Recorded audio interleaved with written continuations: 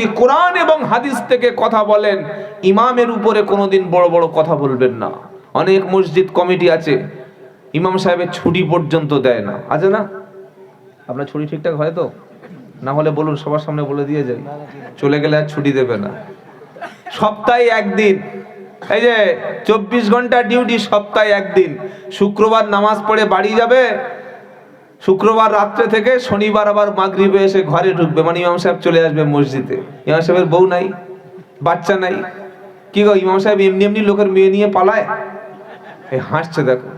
প্রতিদিন বড় বড় মুরগির ডিম আর ওই রকম খাবার ইমামের মানে শরীরের হট পাওয়ার তো বাড়িয়ে দিয়েছেন, আর ছুটি দেয় না, তো হবেটা কি? এবার লোকের মেয়ে ফু দিতে গেল, কেউ কেউ কোরআন শরীফ পড়তে গেল, সব শুধু মুরগি নিয়ে চলে গেল। এবার ছোট মুরগি আর শিয়াল দুটোই চলে গেল, কার পিছনে ছুটবেন বলুন? এজন্য ইমামের ছুটি হবে। আর ছুটি না দিলে ইমাম সাহেবের মসজিদের পাশে একটা কামরা দেওয়া লাগবে, রুম দেওয়া লাগবে। হুজুর আপনি আমাদের ইমাম, আপনারও মনের ইচ্ছা আছে, আছে না নাই? ঈশার নামাজ পড়ে আপনি শুয়ে আছেন, ফজরের সময় এই কালু চাচা কোথায় গো?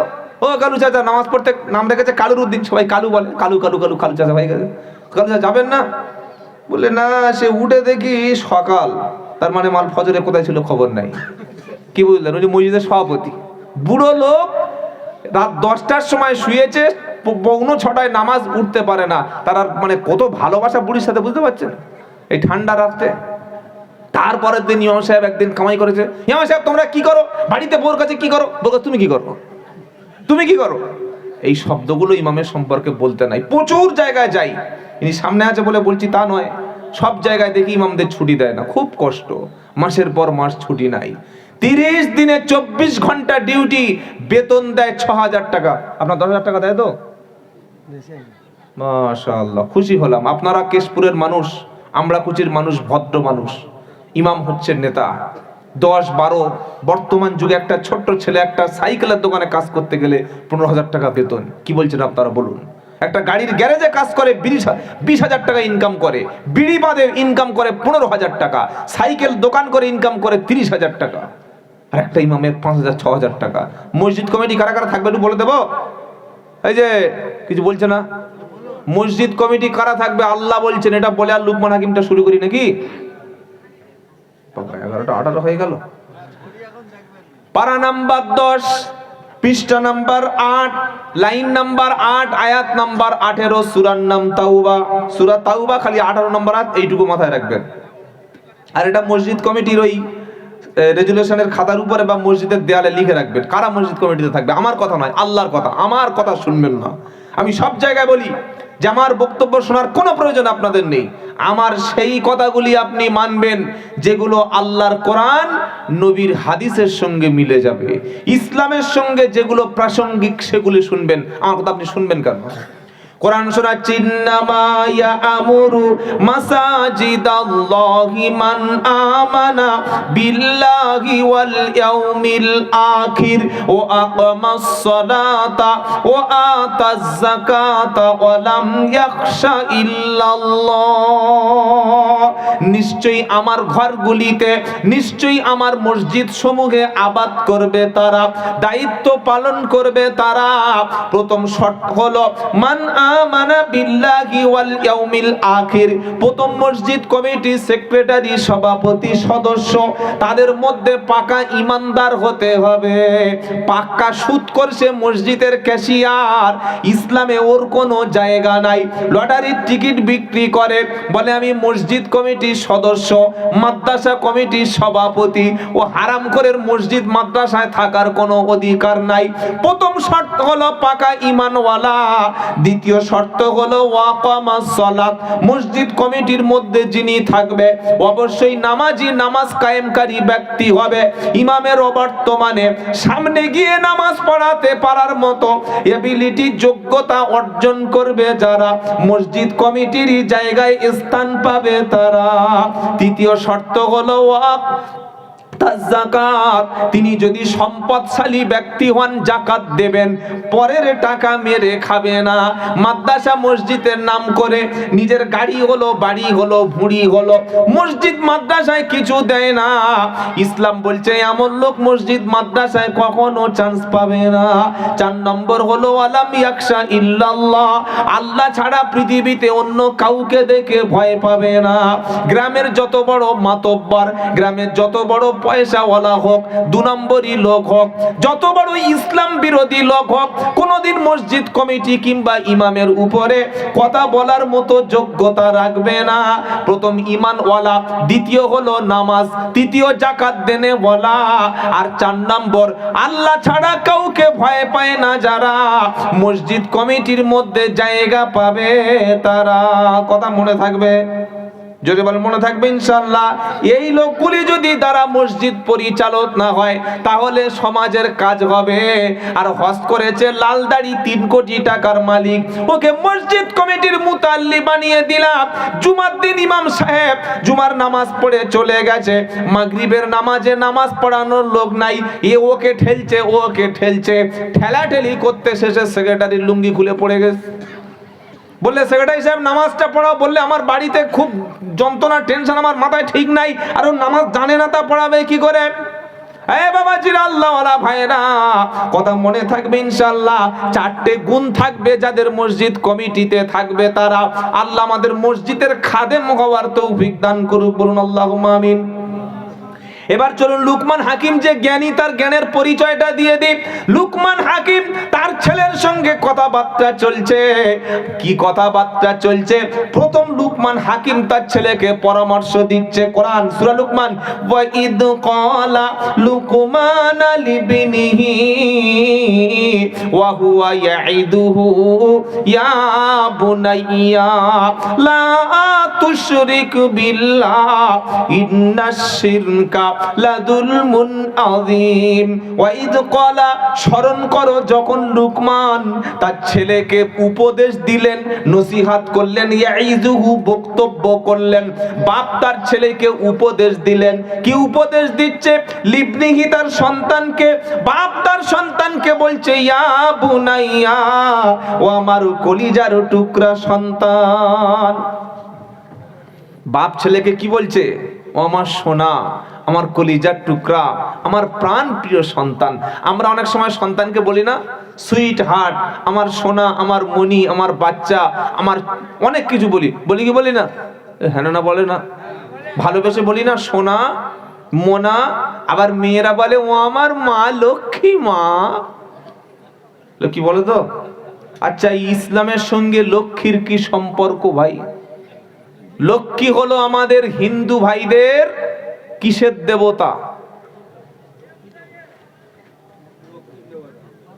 লক্ষ্মী দেবতা। হ্যাঁ, ঠিক ধরেছে, চালাক মাল আছে। সম্পদের দেবতা, তাই তো বাবা? মা লক্ষ্মী। কোন মুসলমান তার মেয়ের নাম রেখেছে মারিয়াম, নাম রেখেছে আয়েশা, হাফসা, জয়নাব, রুকাইয়া, ফিরদাউসি খাতুন। আর কি বলে ডাকছে? ও মা লক্ষ্মী সোনা মা, লক্ষ্মী সোনা মা। মা কোনদিন লক্ষ্মী সোনা ইসলামের হতে পারে না। কেউ যদি বলে মা লক্ষ্মী সোনা, সে আল্লাহর সঙ্গে শিরকের মতো অপরাধ করলো। কেন? ইসলামে ভালো এবং মন্দের মালিক কে? আল্লাহ। ইসলামে ভালো এবং মন্দের মালিক মা লক্ষ্মী সোনা বলা শব্দটা হারাম। লুকমান হাকিম তার ছেলেকে ওয়াজ করছেন, নসিহত করছেন। কি নসিহত? ওয়া হুয়া ইয়াইদুহু ইয়া বুনাইয়া, ও আমার কলিজার টুকরা সন্তান, লা তুশরিক বিল্লাহ, তুমি আল্লাহর সঙ্গে যেন শিরক করো না। ইন্নাশ শিরকা লাযুলমুন আযীম, নিশ্চয়ই আল্লাহর সঙ্গে শিরক হলো মস্ত বড় অপরাধ। শিরক কাকে বলে? সমস্ত আমল আপনার 1 সেকেন্ডের মধ্যে বরবাদ হয়ে যেতে পারে। সব আমল, নামাজ, রোজা, হজ, যাকাত, কোরআন তেলাওয়াত, তাসবিহ, তাহলিল, দান, সদকা, সব আমল খালি একটা আমলে বরবাদ হতে পারে। ওই আমলটা কি? জোরে বলেন। শিরক। চুরি করেছেন, আল্লাহ ইচ্ছা করলে ক্ষমা করে জান্নাত দিতে পারেন। মদ খেয়ে খেয়ে সারা জীবন কিডনি খারাপ হয়ে গেছে, ভুল বুঝে যদি তওবা করে মদখোরও ক্ষমাপ্রাপ্ত হয়ে জান্নাতে যেতে। জোরে বলেন। সুদখোর যদি খালিস নিয়তে তওবা করে আল্লাহ পাক ক্ষমা করে দিতে পারেন। গাঁজাখোরের ক্ষমা করে দিতে পারেন। 1000 খুন করেছে ক্ষমা করতে পারেন। কোন অমুসলিম ইসলামের মধ্যে ফিরে এসেছে তওবা করে সেও ক্ষমা পাবে।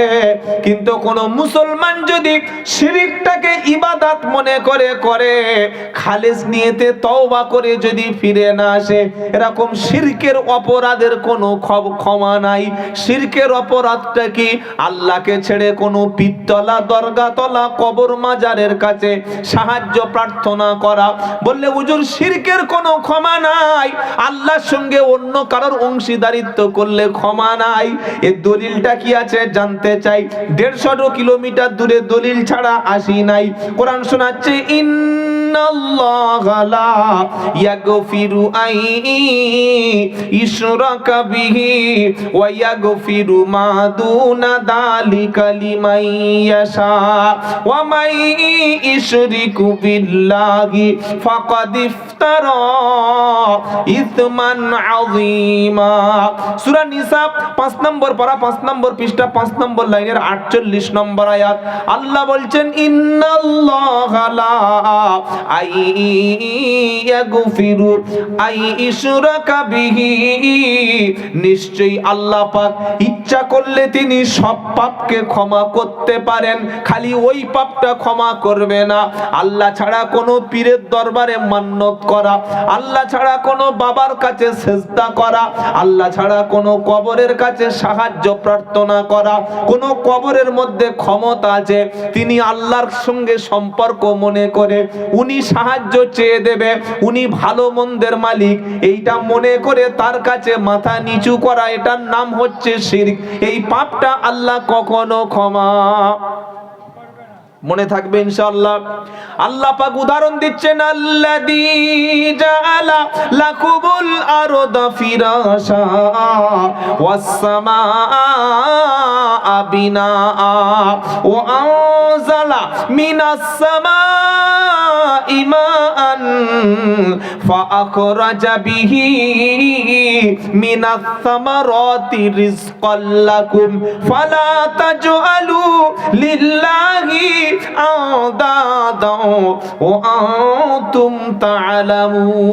প্রথম পারা সূরা বাকারার 22 নম্বর আয়াত। কোরআনের দ্বিতীয় সূরার নাম হচ্ছে সূরা বাকারা।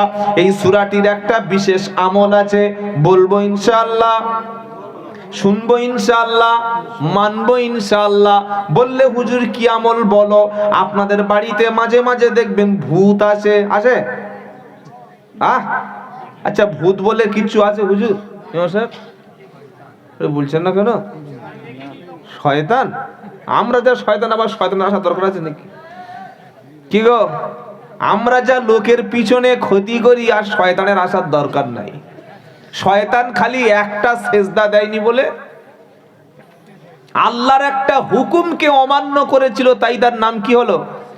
শয়তান। সে ফখর করেছিল, গর্ব করেছিল, অহংকার করেছিল, আল্লাহর সঙ্গে ইগো করেছিল, ইগো, হার্ড ইগো, যে আদম মাটির তৈরি আর আমি আগুনের তৈরি। আল্লাহ তুমি বলছোটা কি?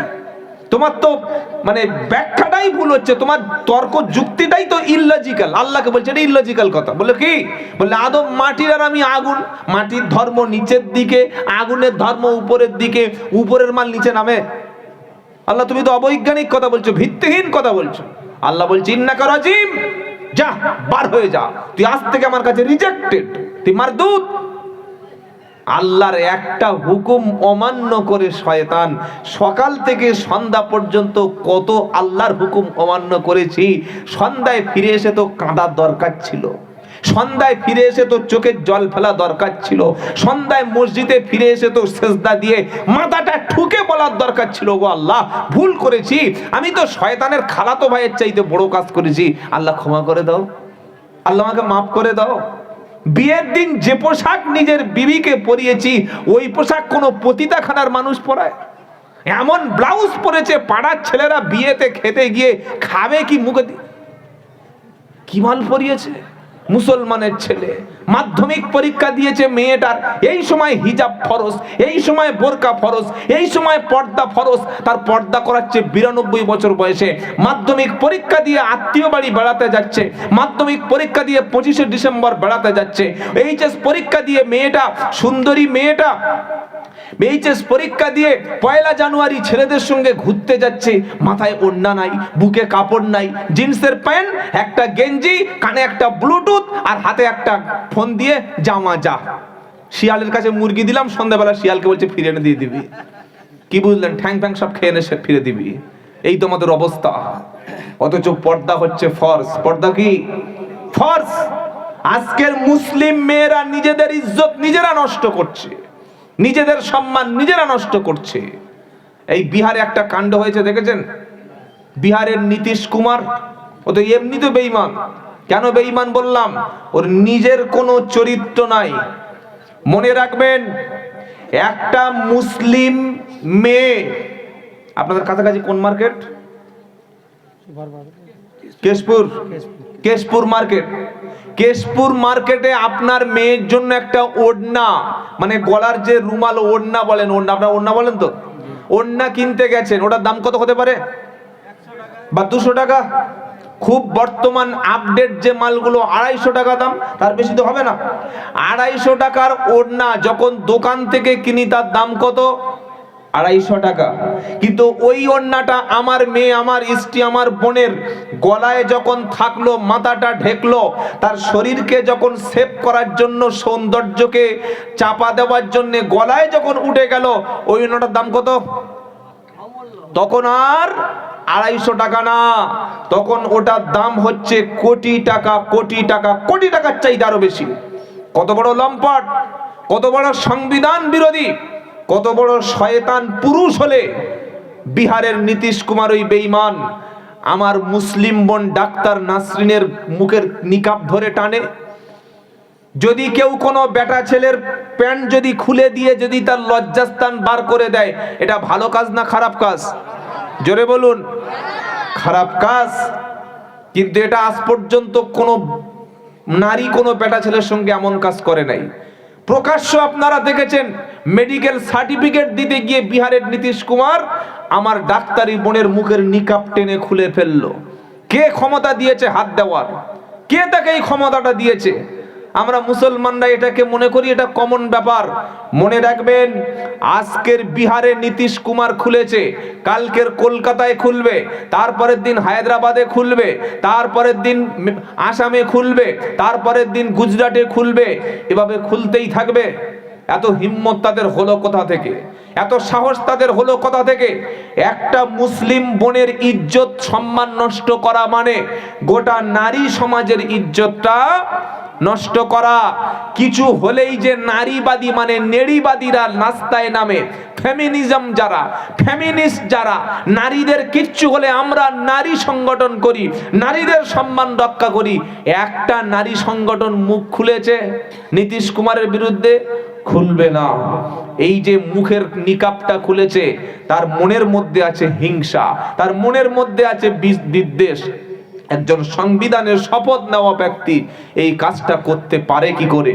তাই আপনারা যারা মুসলমান, আপনাদের বাড়িতে মা আছে, বোন আছে, স্ত্রী আছে, কন্যা আছে, আমি আব্দুল্লাহ জুবায়ের আপনাদের হাত দুটো ধরে বলে যাচ্ছি, আপনার মেয়ে যখন প্রাইমারি স্কুল থেকে হাই স্কুলে ভর্তি হলো, অ্যাডমিশনে আসলো, সেখান থেকে আপনার মেয়েটা, স্ত্রী, বোন যখন বাড়ির বাইরে যাবে, হসপিটালে হোক, শিক্ষা কেন্দ্রে হোক, যেখানে যাবে, সে যেন ফরজ পর্দা, ফরজ হিজাবের সঙ্গে যেতে পারে, সেই ব্যবস্থাটা আপনি পুরুষ হিসাবে করে দেবেন। বলুন ইনশাআল্লাহ। বলুন ইনশাআল্লাহ। এটা আমার ফতোয়া না, আল্লাহ বলছেন, ইয়া আইয়ুহান নবী কুল্লি আজওয়াজিকা ওয়া বানাতিকা ওয়া নিসাইল মুমিনিন ইদুনিনা আলাইহিন্না মিন জালাবিবিহিন্না দালিকা আদনা আই ইউরাফনা ফালা ইউদাইন। 22 নম্বর পারা 5 নম্বর পৃষ্ঠা 9 নম্বর লাইনের 59 নম্বর আয়াত সূরা আহজাব। আল্লাহ বলছেন, ইয়া আইয়ুহান নবী, ও আমার প্রিয় নবী, কুল মানে বলুন, লি আজওয়াজিকা তোমার স্ত্রীদেরকে বলুন, ওয়া বানাতিকা তোমার কন্যাদেরকে বলুন, ওয়া নিসাইল মুমিনিন আর মুমিন নারীদেরকে বলুন। তিনটে নারীদেরকে আল্লাহ অ্যাড্রেস করলেন, ইন্ডিকেট করলেন, করার পরে আল্লাহ বললেন নবী বলুন, কুল্লিল মুকুন বলার পরে দালিকা আদনা আইয়ুরাফনা ফালা ইউদাইন, নবী আপনি স্ত্রীদেরকে কন্যাদেরকে বলুন তারা যেন তাদের মাথার চাদরটা দিয়ে তাদের শরীরটাকে ঢেকে নেয়।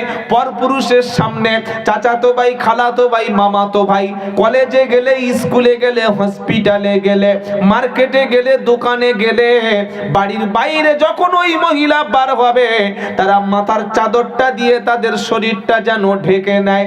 এটা নিলে দুটো কাজ হবে। 1 নম্বর হলো মুসলিম নারী হিসাবে তাদের চেনা যাবে, আর 2 নম্বর শ্লীলতাহানি উত্তক্ত থেকে তাকে রক্ষা করা যাবে। এটা ফরজ, কোন মৌলবীর ফতোয়া না। ফরজ হলো আপনার স্ত্রী, আপনার কন্যা, আপনার মেয়ে, আপনার বোন যখনই সে সাবালক হলো, 12 বছরের মেয়ে হয়ে গেল, আর তার মাথার চুল, তার মুখ, তার শরীরের অংশ কেউ দেখতে পাবে না। আগে মেয়েদের সমাজে দাম ছিল, এখন দাম আছে? এখন আর দাম আছে নাকি?